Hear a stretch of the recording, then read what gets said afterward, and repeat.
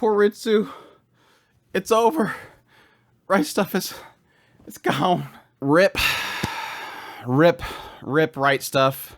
We knew you well. What is up, guys? Welcome back to yet another anime news bit. I'm gonna get you guys fully caught up on the anime news today. Yes, we have one very big and very depressing news, and that is, yes, Crunchyroll has decided to finally put an axe to RightstufAnime. The site is going away forever. We also have Studio Ghibli has been bought out, and Arknights is coming back. We have a date for Arknights, but if you're interested in any of this news, definitely stay tuned. Let's get the big news out of the way. Let's just rip that band-aid right off. Yes, RightstufAnime is soon to be no more. Crunchyroll is finally putting the axe to the website and migrating everything over to the Crunchyroll Store, and that is going to be happening on October 10th of 2023. Yes, right around the corner, just literally weeks away.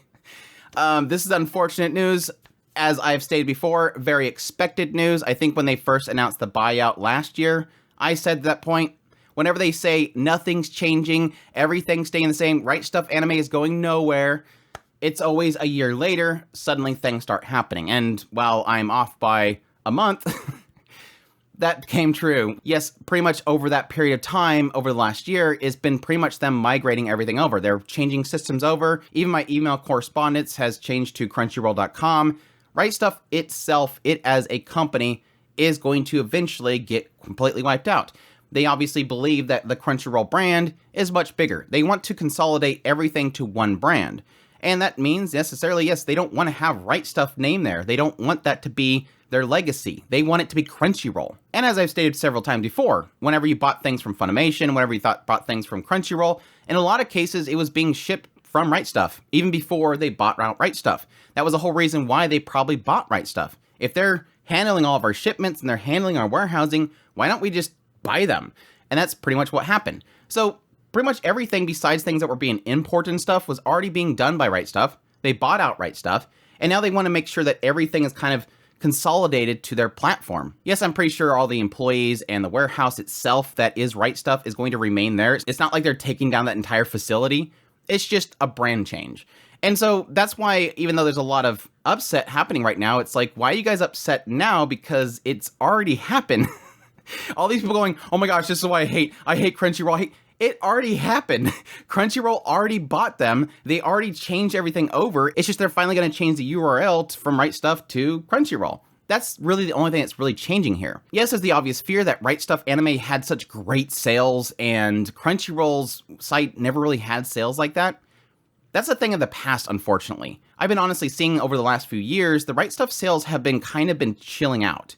I remember back in the day, if you guys know the origins of this YouTube channel, yes, we were a podcast and we had this YouTube channel on the side, but the YouTube channel is really just me unboxing merch. And when I had a disposable income to do that. And a lot of my videos were just holiday sales from Rightstuf. They had insane holiday sales, and that's not really been the case over the last few years. I look at their sales anymore and it's like, yeah, that's some pretty good sales, but not really anything like the old days, like when they used to cut prices like insanely. And that again has been sort of been chilling out over a period of time before they were even bought out. So I don't think necessarily we're going to see a lessening of sales. It's just going to be that continued trend of them not being as great of sales. But that could totally shock us. We're going to have literally Crunchyroll's holiday sale this year instead of Rightstuf holiday sale, and we'll see what are those prices. That'll be the telling point of when we see those sales pop up from Crunchyroll when Rightstuf is now gone. Is this going to be a continued thing? Are we going to see these same prices and stuff? But again, over the last year, Crunchyroll has been controlling all this stuff. So whatever sales you're seeing over the last year has been Crunchyroll. Does it sadden me? Yes. Does it surprise me? No. Every time they say nothing is changing, everything remains the same, it's always a lie. They don't want you to be fearful and pull back your orders. They want you to stay there. But like I said, over the last year, it's already been Crunchyroll Store. And now they're just changing the branding. It's just more sad in the idea of seeing this legacy, this name, RightstufAnime, which we've been seeing for like 20 years or so, is finally going away. It's finally being put to rest. And it's super sad. Honestly, I think that's probably a good thing for somebody like Sean Kleckner because that's his legacy. To finally see his legacy kind of put to rest is probably a good thing, despite the fact that he already sold it. And yes, we kind of already seen this coming because additionally, yes, all the R18 stuff was removed from the site. They didn't want that on Crunchyroll's site, and that was the inevitability of everything. They were going to eventually move it over there. But yeah, with all that said, super sad to see it go. Rip RightstufAnime. Its legacy was fantastic. Hopefully, again, all the employees continue to work fine there and see success, but there you go. Sign off. Moving on from that sad news, though, we have Nippon TV has announced that it has acquired Studio Ghibli. Yes, another one that I called. So we go from RightstufAnime is going to eventually become Crunchyroll. I said it was going to happen within a year. I called that one. I called this one as well.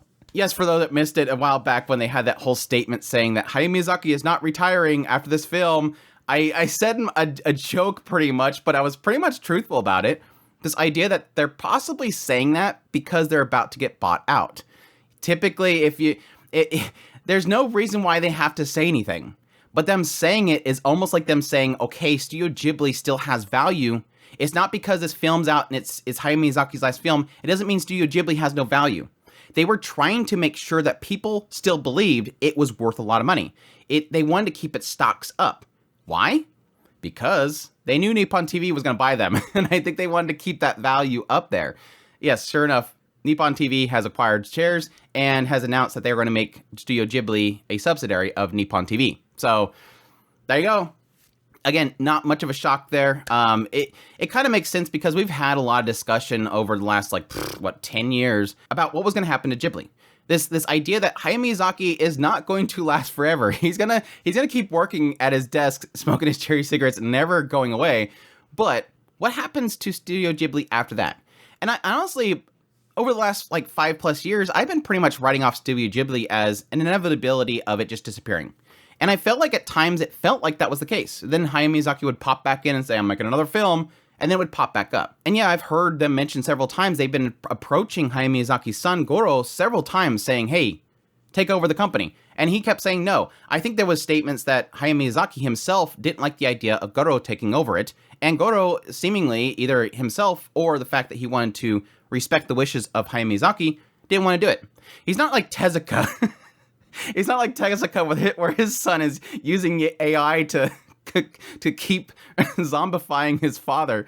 Goro kind of respects what Hayao Miyazaki's saying here, and it makes sense there. I think there's a legacy aspect there, and there's also an aspect of doing your own thing. But yes, Goro kept rejecting the offers, and eventually, yes, Nippon TV pretty much took it over. They were looking for somebody to keep the mantle open, keep the company going, keep it moving forward, just like we were talking about before with the whole thing with Studio Key. They just want visual studios.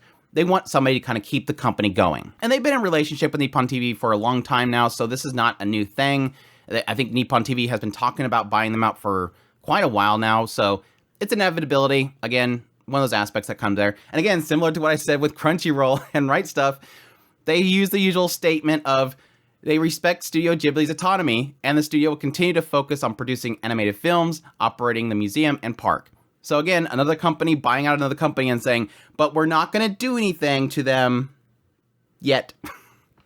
I always make fun of these statements because they always say it and it never comes true. Key Visual, they say that as well. Crunchyroll said that as well.